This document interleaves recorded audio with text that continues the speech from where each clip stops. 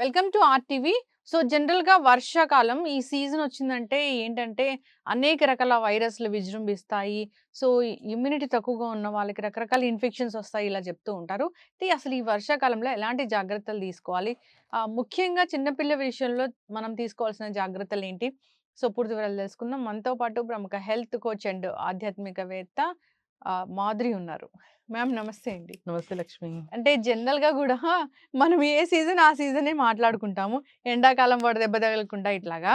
కానీ ఈ వర్షాకాలం అయితే ఎక్కడో భూమిలో ఉన్న అవి గూడా బయటకొస్తాయి.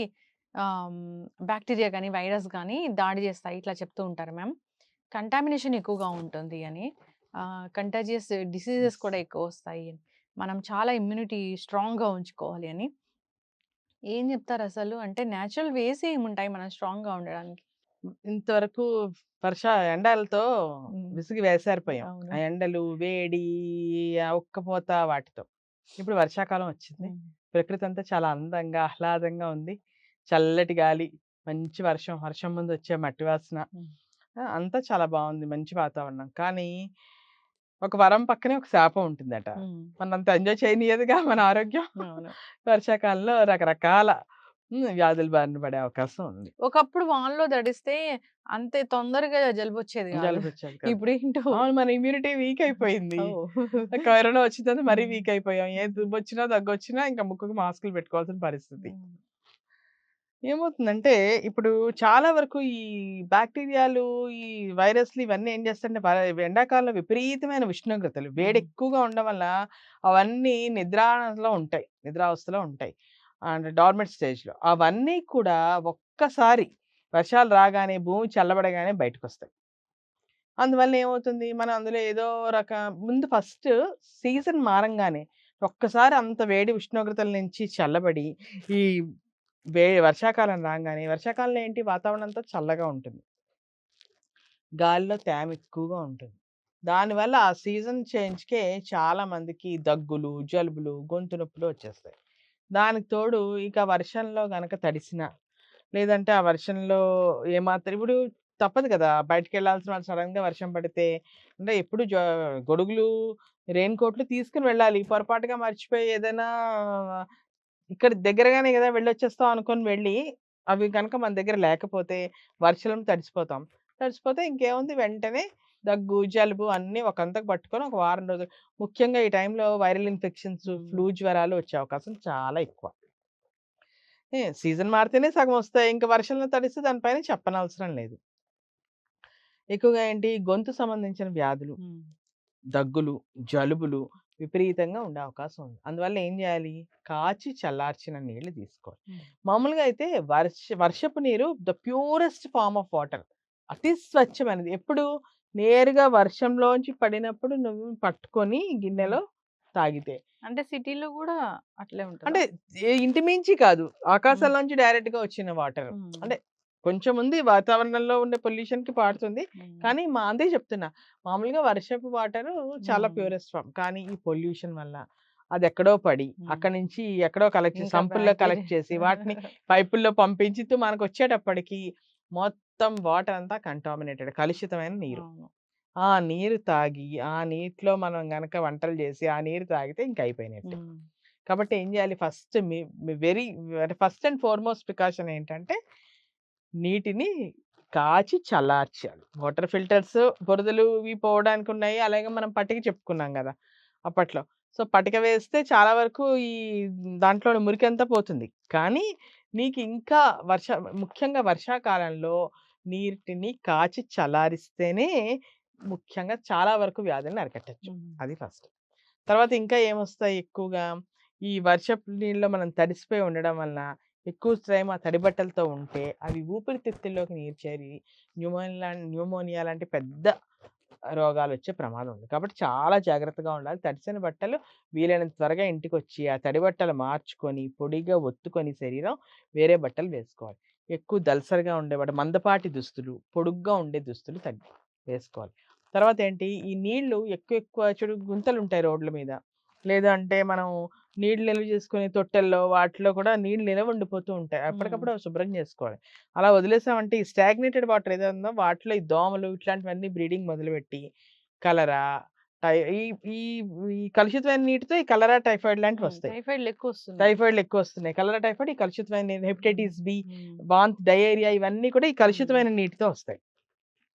ఈ స్టాగ్నేటెడ్ వాటర్‌లో ఈ దోమలు, ఈ చిన్న చిన్న సూక్ష్మ క్రిములు అవన్నీ బ్రీడింగ్ ఎక్కువయ్యి, వాటిలో ఏమొస్తాయి? డెంగ్యూ, మలేరియా, తర్వాత చికెన్ గున్యా ఇవన్నీ వస్తాయి. ఈ వర్షాకాలం వచ్చిందంటే మొత్తం ఎక్కడ ఈ ఫీవర్ హాస్పిటల్ దగ్గర నుంచి మనకెక్కడ హ్మ్. బెడ్‌లు కూడా దొరకవు. అంత రష్ ఉంటుంది. అవును. ఎందుకంటే ఈ నీళ్లు తాగి. ఈ స్టాగ్నేటెడ్ వాటర్ ఎక్కడ పడితే అక్కడ గుంతల్లో నీరు నిలవుండిపోతుంది. ఆ పక్కగా ఈగలు కూడా ఎక్కువుంటాయి నీళ్ళలో. హ్మ్. అందుకని వీటన్నిటిని అవాయిడ్ చేయడానికి గాను ఖచ్చితంగా నీళ్ళు మరగబెట్టుకొని, చల్లార్చుకొని తాగాలి. అది ఫస్ట్. తర్వాతేంటి? ఆహారం కూడా వేడి వేడిగా తినాలి. ఫ్రిడ్జ్‌లో వాటర్ తాగకూడదు. ఈ ఆహారం ఫ్రిడ్జ్‌లో పెట్టి, మళ్ళీ ఓవెన్‌లో పెట్టి, మళ్ళీ ఫ్రిడ్జ్‌లో పెట్టి అలా చేయొద్దు. ఎప్పటికప్పుడు వండుకొని వేడిగా తినడము. చల్లారిపోయి నిలవుండదు. ఉదయంది రాత్రో లేకపోతే ఈరోజు ఉదయంది రేపో అట్లా తినకూడదు. అలా తినడం వల్ల కూడా వాటి మీద చెప్పా కదా! బాక్టీరియా వేడిలో అయితే బతకలేవవి. అవును. ఇలా అయితే అవి అంత యాక్టివ్‌గా ఉండవు. ఇప్పుడు బాగా వర్షాకాలం వచ్చేటప్పటికి బాక్టీరియా, వైరస్‌లన్నీ కూడా చాలా యాక్టివ్ అయిపోయి విజృంభించేసి ఎక్కడ పెడితే అక్కడ. అలాగే కూరగాయలు, పండ్లు గూడా బాగా శుభ్రంగా ఉప్పు నీటితో బాగా 1, 2 సార్లు కడుక్కొని వండుకోవాలి.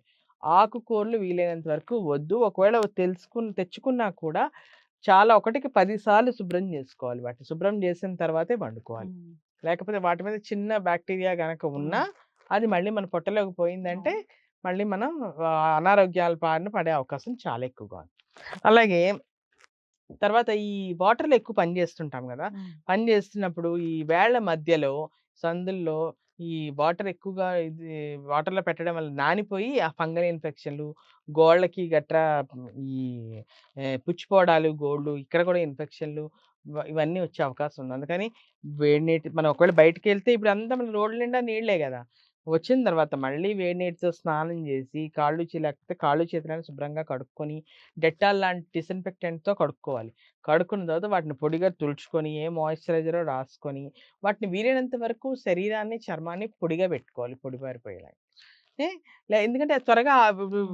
వాతావరణం కూడా అంత తేమ ఉంటుంది గదా! అంత త్వరగా డ్రైగా ఉండదు. అదే నీకు సమ్మర్‌లో అయితే డ్రైగా ఉంటుంది గాబట్టి, ఏం చేయకపోయినా మనకి తడి ఎక్కడా ఉండదు. ఇప్పుడేంటంటే మనం ప్రత్యేకమైన జాగ్రత్త తీసుకోపోతే బాడీ మీదంతా కూడా తేమ ఎక్కువగా ఉండే అవకాశం ఉంది. హ్మ్. అలాగే మనకి జుట్టు హ్మ్. లో కూడా విపరీతంగా రాలిపోతాయి జుట్టు. రాలిపోతుంది. ఎందుకని ఈ వర్షపు నీళ్ళవి పడతాయి గదా! హ్మ్. దానివల్ల ఆ తేమ అది ఉండి జుట్ల మీద ఆ నూనె రాసడమో లేకపోతే అక్కడ పైన స్కాల్ప్ మీద సేబమ్ అని ఒక పొర ఉంటది. ఆ పొరతో కూడి అక్కడ ఒక ఇన్ఫెక్షన్ లాగా, జిగురులాగా, బంకలాగా తయారయ్యి దానివల్ల ఏంటంటే ఆ ఫొలికల్స్ ఉంటాయి కదా! అవి బలహీనపడి ఊడిపోవడం, ఆ ఫొలికల్స్ చుట్టూ ఈ మురికి కూడుకుపోయి దానివల్ల ఏంటంటే త్వరగా ఎక్కువ చుండు పట్టేయటం. ఆ చుండు వల్ల కూడా జుట్టు రాలిపోతుంది. హ్మ్. అలాగే నీకు జుట్టు కూడా డ్రై అయిపోవటము, చిగుళ్ళన్నీ బ్రిటిల్ అయిపోవడం, చిట్లిపోవటము, జుట్టంతా కూడా బ్రిటిల్ అయిపోవడం. అందుకని చిక్కులు చిక్కులు పడడం. అందుకని క్వైట్ ఫ్రీక్వెంట్‌గా ఒక కనీసం 2 రోజులకొకసారైనా గోరువెచ్చటి నీళ్ళు, మైల్డ్ షాంపూస్‌తో తలస్నానం చేయాలి. హ్మ్. తలస్నానం ఇంటర్నల్‌గా చేసి బాగా ఆరబెట్టుకోవాలి. ఇంటర్నల్‌గా అంటే ఈ కషాయాలు గాని, ఆ! అట్లా ఏమైనా ఆ! ఇమ్యూనిటీ బూస్టర్స్ ఉన్నాయా? నా టీస్? తులసి, మిరియాల కషాయాలు, హ్మ్. అల్లం టీలు, పసుపు పాలు ఇలాంటివన్నీ తాగి, హ్మ్. నెక్స్ట్ ఎక్కువగా ఏంటంటే గోరువెచ్చని నీళ్ళే తాగడం హ్మ్. బెటర్. ఎందుకంటే దానివల్ల ఏంటంటే నీకు ఇక్కడ గొంతులోని కఫం చేరటము, ఎక్కువగా కఫం దగ్గులో వచ్చేటప్పుడు జలుబు చేసినప్పుడు కఫం పేరుకుపోతుంది కదా! కఫం చేరకుండా ఉంటుంది. అలాగే ఈ సూప్‌లు ఇమ్యూనిటీని బూస్ట్ చేయడానికి నిమ్మ, నారింజ లేకపోతే విటమిన్ సి ఎక్కువగా ఉండే ఆహార పదార్థాలు ఇవన్నీ తీసుకోవాల్సిన అవసరం కూడా చాలా ఎక్కువ. ఓకే. సిట్రస్ ఫ్రూట్స్ ఎక్కువగా సిట్రస్ తీసుకోవాలి. ఫ్రూట్స్.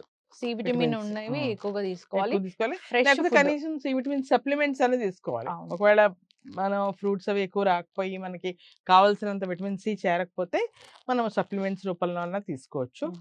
తీసుకొని ఎక్కువగా ఏంటి విటమిన్ సి ఇమ్యూనిటీ బూస్టర్ కదా! హ్మ్. ఆహారాలు తినడము, విటమిన్ సి రిచ్ ఫుడ్స్ తినడము, తర్వాత విటమిన్ సి ఎక్కువగా ఉండే పళ్ళు, కూరగాయలు ఇవి తినడము. ఇవి కూడా సరిపోకపోతే పైనుంచి హ్మ్. ఈ సప్లిమెంట్స్ కూడా విటమిన్ సి రిచ్ సప్లిమెంట్స్ తీసుకోవడం కూడా చాలా అవసరం. హ్మ్. మీరన్నట్లుగా ఫ్రెష్‌గా తయారు చేసుకున్న ఫుడ్ తీసుకోవాలి. అవును. హ్మ్. నెక్స్ట్ బయట పానీపూరి ఫ్రిడ్జ్‌లో నీళ్లు తాగడం. హ్మ్. బయట ఎక్కడ పెడితే అక్కడ నీళ్లు కొనుక్కొని తాగేయటం హ్మ్. బయట. అట్లాగే ఈ పానీపూరీలు హ్మ్. అవి తినడం. బల్ల మీద చూడు కవర్ చేయకుండా ఉండే ఆహారాలు. హ్మ్. ఎక్కడెక్కడో ఈ నీట్ల మీద, మురికి నీట్ల మీద వాడిన ఈగలు, దోమలు ఉంటాయి. కాబట్టి అలాంటి ఆహారాలు తినడము. బయట రోడ్డు మీద ఈ నూనె పెట్టి ఫ్రై చేస్తూ ఉంటారు. డీప్ హ్మ్. Fried items. వేడివేడిగా అప్పుడు బానే ఉంటాయి. కానీ తర్వాత ఉంటుంది వాటితో ఇబ్బంది. కాబట్టి అలాంటివన్నీ గూడా ముఖ్యంగా ఎప్పుడూ మంచిది అవి అవాయిడ్ చేయడం. ఈ 3 నెలలు వర్షాకాలంలో అవి ఖచ్చితంగా అవాయిడ్ చేసి తీరాలి. జాగ్రత్తలు చాలా చక్కగా చెప్పారు మ్యామ్. ఏదైనా ఫ్రెష్ ఫుడ్ తీసుకోవాలి. గోరువెచ్చని నీళ్ళు తీసుకోవాలి. పొడి బట్టలు వేసుకోవాలి. అవును. తడిచి వచ్చామంటే జాగ్రత్తలు తీసుకోవాల్సిందే. దగ్గు, జలుబులు వేధిస్తున్నాయంటే ఎట్లాగూ మన ఇంటి చిట్కాలే బాగా పనిచేస్తాయి. పాటించాలి. సో, ఫీవర్‌లు అలాంటివి వచ్చినాయంటే వెంటనే డాక్టర్‌ని ఎక్కువ సంప్రదించడం. డయేరియా అయ్యి, ఎక్కువగా వామిటింగ్స్, మోషన్స్ అయ్యి హ్మ్. 2, 3 రోజులు, ఒక రోజు, 2 రోజుల కన్నా తగ్గకపోతే హ్మ్. వెంటనే డాక్టర్‌ని కన్సల్ట్ చేసి హ్మ్. హాస్పిటల్‌లో వాళ్ళు అడ్మిట్ చేయడమా, లేకపోతే డాక్టర్ గారు చెప్పిన విధంగా వాళ్ళ సలహా మేరకు, సూచనల మేరకు హ్మ్. మిగతాదంతా కూడా చేయాల్సి ఉంటుంది. పెద్దవాళ్ళు ఎవరైనా ఉంటే జాగ్రత్తలైతే ఖచ్చితంగా తీసుకోవాలి. ఖచ్చితంగా పెద్దవాళ్ళు, ఏజ్డ్ పిల్లలు అవును. ముఖ్యంగా మరీ ఎక్కువ జాగ్రత్తలు తీసుకోవాలి. డయేరియా అనేది చాలా డేంజర్ మ్యామ్. చాలా డేంజర్. జనరల్‌గా గూడా. అది ఎట్లా అంటే మళ్ళీ అదే బాక్టీరియా, అదే వైరస్ అనేది వస్తూనే వస్తూ ఉంటుంది ఉంటుంది వేరే వాళ్ళకి రిపీటెడ్‌గా. కూడా. అవును. యెస్. జాగ్రత్తలు తీసుకోవాలని ఈవెన్ కోరుకుంటున్నా. దగ్గులు, తుమ్ములు కూడా అంటువ్యాధులే కదా! మనం హ్మ్. ఎంత జాగ్రత్తగా ఉన్నా మనం వెళ్ళినప్పుడు పక్క వాళ్ళు ఎవరో తుమ్మారంటే అది మనం అంటించుకొని వస్తాము. అవును. మనం ఒకళ్ళు అంటించుకున్నామంటే ఇంట్లో అందరికీ వస్తుంది. హ్మ్. కాబట్టి మాస్కులు వేసుకోవడం కూడా ఉత్తమం. ఈ మాస్క్ వేసుకొని ఉండడం కూడా ఈ రోజుల్లో చాలా మంచిది. పిల్లలు స్కూలుకి వెళ్తారు. వాళ్ళు వాళ్ళు వాళ్ళు తెచ్చుకొస్తారు. వాళ్ళు క్యారియర్స్ అసలు మనం కోవిడ్ అప్పుడు కూడా చెప్పుకున్నాం అసలు వాళ్ళు అందుకేగా అన్ని క్యారియర్స్. మూసేసారు కోవిడ్‌లో. జాగ్రత్తలు తీసుకోవాలని కోరుకుందాం. చాలా చక్కటి ఇన్ఫర్మేషన్ మ్యామ్. ఈ వర్షాకాలము అందరూ కూడా అంటే వర్షాకాలంలో ఈ శ్రావణ మాసం నుంచి అన్ని పండగలంతా స్టార్ట్ అవుతాయి. పెళ్ళిళ్ళ సీజన్ ఒస్తుంది. కాబట్టి ఎక్కువగా మనం క్రౌడ్ అనేది ఉంటుంది కాబట్టి ఉంటుంది. అవాయిడ్ ఆ! చేయలేమది. జాగ్రత్తలైతే తీసుకోవాలి. తీసుకోవాలి. పిల్లల్ని స్కూలుకి పంపిస్తున్న వాళ్ళు ఇంకా తగిన జాగ్రత్తలు తీసుకోవాలని కోరుకుందాం. చాలా చక్కటి ఇన్ఫర్మేషన్ భయపెట్టడం గాదు గానీ అవేర్‌నెస్ కోసం చేస్తున్న చెప్తున్నాను. ప్రోగ్రామ్ ఇది. ధన్యవాదాలు.